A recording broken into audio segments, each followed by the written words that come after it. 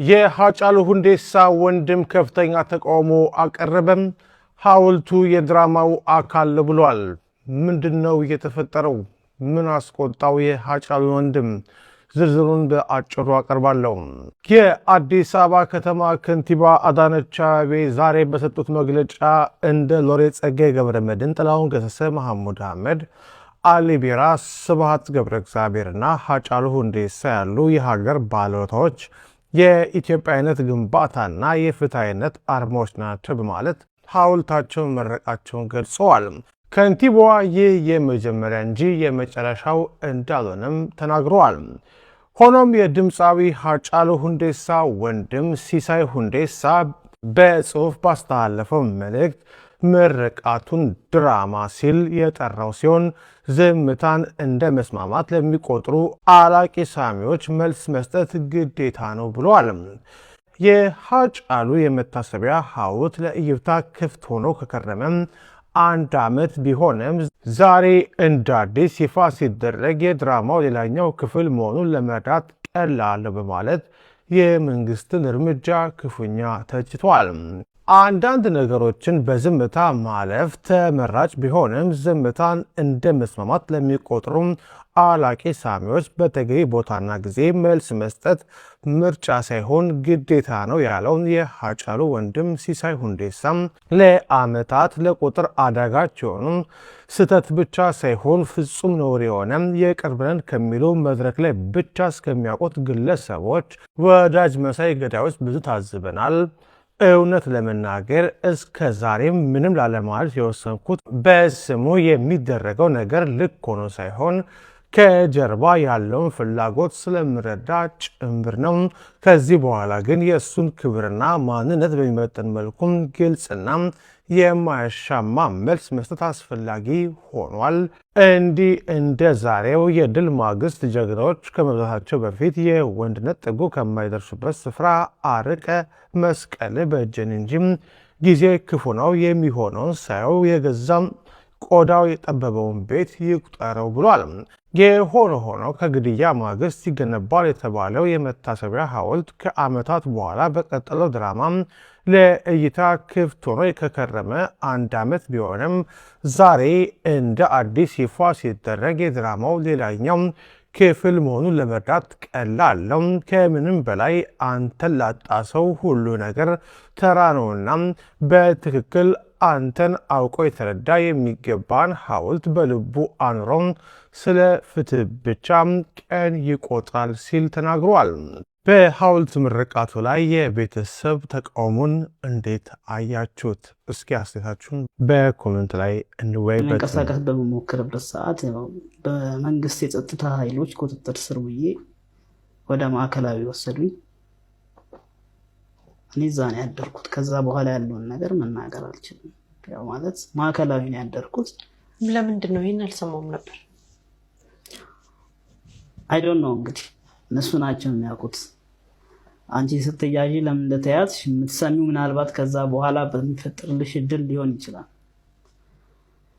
እኔ የማውቀው መያዜን ብቻ ነው። የምነዳውን መኪና እንዳልነዳ ከፊት ቆመው አምቡላንስ አምጥተው እኔን አምቡላንስ ውስጥ ከተው የኔን መኪና ሌላ የፖሊስ አባል እያሽከረከረ ወደ ማዕከላዊ ነው የሄድኩት። እዛ ገብቼ ጠዋት 12 ሰዓት ነው። ኢቭን የካቴና እጄ ላይ ገብቶ ታስሬ ምናምን ነው፣ ብረት ታስሬ ነው የሄድኩት። እንደዚህ መታሰር ሲባል በሴፍቲ ተይዞ መኪና ላይ ቁጭ ብዬ ምናምን አይደለም። እጄ ላይ ብረት ገብቶ አምቡላንስ ውስጥ ተከትቼ ነው የሄድኩት። አብሮኝ የሱ ጓደኛ ነበረ፣ ያን ምሽት አብሮኝ የነበረ ገቢና አብሮኝ የነበረ እሱም እንደዛው በተመሳሳይ የሁለታችንም እጅ ላይ ካቴና ገብቶ ነው ማዕከላዊ ገብተን ኮሚሽነር ሐሰን ናቸው እዛ ከገባን በኋላ ከእጃችን ላይ ካቴናው እንዲወልቅ ያደረጉት። ከዛ በኋላ ግን ያደርነው እዛው ነው።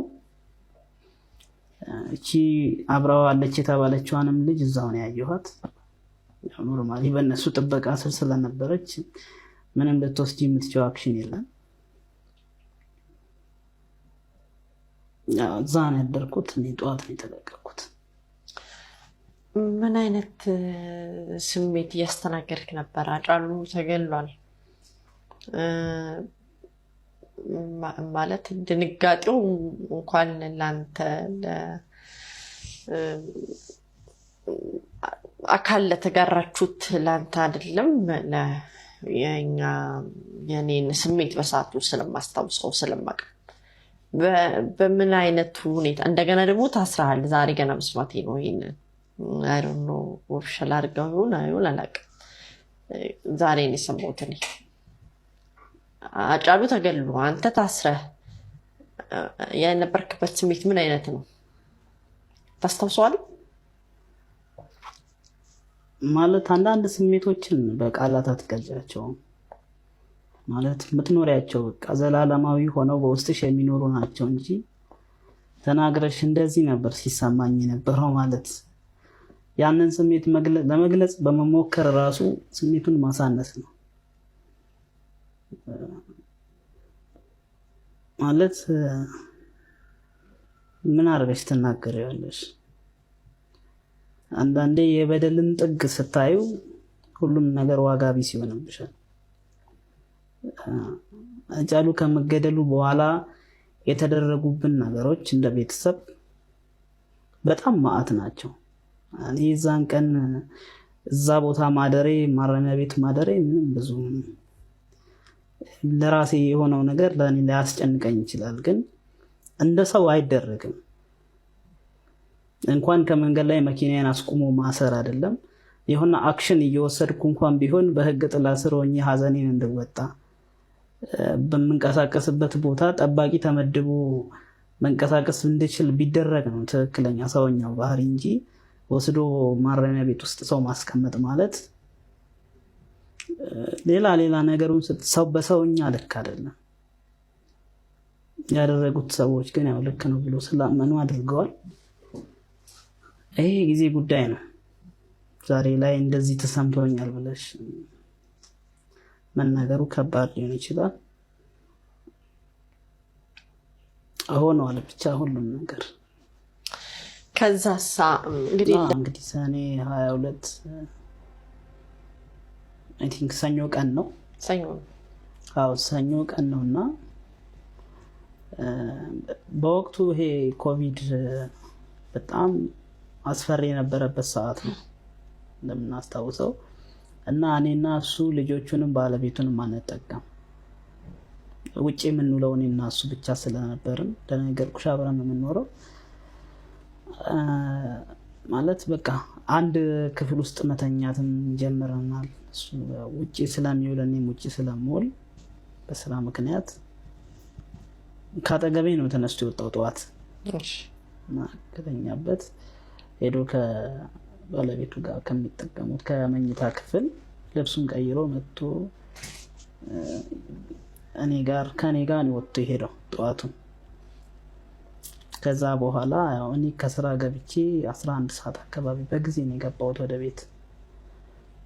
የሚገርምሽ የዛን ቀን በጭራሽ አልተደዋወልንም፣ ቀኑ ሙሉ አልተደዋወልንም፣ ምንም አላይለኝም። ሌላ ጊዜ ያው ወይ ምሳ ሰዓት ላይ ወይ 4 ሰዓት አካባቢ ረፈድ ሲል ሊደውልልኝ ይችላል። እዛን ቀን ያው ተደዋወልን ሙሉ ቀን። እኔ በጊዜ ነበር ወደ ቤት የገባሁት 11 ሰዓት አካባቢ ገብቼ ቤት ከልጆች ጋር ምናምን አትገናኝም ያ ኮቪድ ምናምን ስለነበረ ውስጥ ገብቼ ሳሎን ቁጭ ባልኩበት ወደ 2 ሰዓት ከምናምን አካባቢ እንግዱ የሱ ጓደኛ ደወለልኝ። ሃጫሉ ገብተዋል አለኝ። አይ አልገባም አልኩት። ያው ኖርማሊ ነው ይሄ ኖርማል ነው። ሌላ ጊዜም ወይ ስልኩን ቢሲል እሱ ወይ ለልጆቹ ጊዜ መስጠት ሲፈልግ ቤት ሲገባ ስልኩን ያጠፋል እና እንግዱ እንደዚህ በቤተሰብ ዙሪያ ያለ ሰው በእኔ ስልክ ወይ በባለቤቱ ስልክ ነው የሚያገኘው። እንደሌላ ጊዜ ነው ብዬ ስላሰብኩት አልገባም ሲለኝ አልገባም አልኩት። ለካ እንግዱ እኔ ጋር የደወለልኝ ያቺ ልጅ አብራ የተገኘችው ልጅ ሃጫሉ ላይ ተተኩሶበታል ብላ ከነገረችው በኋላ ነው። ማመን ስላልፈለገ ነው ወደ እኔ ክሮስ ቼክ ያደረገው። እዛ በኋላ ምንም አላለኝም። እሺ በቃ ቻው ብሎ ዘግቶት ዝም አለ። እኔ ከዛ እሱ ከደወለልኝ ሰዓት በኋላ የሆነ የሚጫንሽ ነገር አለ አይደል? እንደዛ አይነት ነገር ሲሰማኝ መኝታ ቤት ገብቼ ተኛው። ከዛ በኋላ ተኝቼ የሆነ ሰዓት ናት ደቂቃ ምናምን 3 ሰዓት ከ10 ከ5 አካባቢ ተኝቼ የምሰማ የጩኸት ድምፅ እየሰማሁ ነው እና የባለቤቱ እህት አለች እኛ ጋር። እሺ ዛም በር መኝታ ቤቴን አንኳኩታ ተነስ አባቤቲ ከሰው ጋር ተጣልተዋል አለች። ምንድነው ምናምን ስላት ተነስና ሂድ ምናምን ነገር ዛው ከመኝታ ቤት ተነስቼ መኪና አስነስቼ ወጣሁ። መኪና አስነስቼ ከግቢ ስወጣ ባለቤቱ የውጭ በር ላይ የግቢ የውጭ በር ላይ ቆማ ታለቅሳለች። እሷ እንደ ቀልድ እንደዚህ ስሜቷ የሚቀየር ሰው አይደለችም እና ምንድነው የሆነው ምናምን ብዬ እንትን ስል 2 የጎረቤት ልጆች መጥተው መኪናዬን ከፍተው ገቡ። እዛ ወደ ተባለው ቦታ ገላን ኮንዶሚኒየም ነው ይላሉ። ወደዛ ሄጄ ሰማህ ምን እንደተፈጠረ ወይስ ጸብ ብቻ ነው? ጸብ ነው። ፌስቡክ አልከፈትክም? ምን አላልክም? አክቲቭ አልነበረም። ባይዘው ፌስቡክ ከ12 ሰዓት ከምናምን ጀምሮ ስታክ ያደርግ ነበር። ቢሲ ላይ ነበር ስልኬ ላይ። ምናልባት የሰፈራችን ኔትወርክ ይሁን ወይ ከሌላ ጉዳይ ጋር አላውቅም። ከ12 ሰዓት ከምናምን ጀምሮ ፌስቡክ እምቢ እያለኝ ነበርና ኖርማሊ ከሰማው በኋላ እንደዚህ አይነት ነገር እንዴት ከፍታለሁ? እዛ ወጥቼ